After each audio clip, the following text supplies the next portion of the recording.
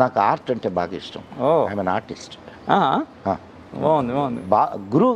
బాపు గారు మా గురువు గారు. వావ్.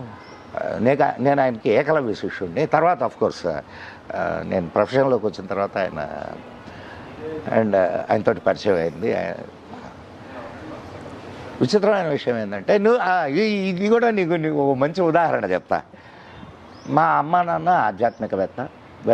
ఆధ్యాత్మికమైనటువంటి సాధనలు చేసేవాళ్ళు.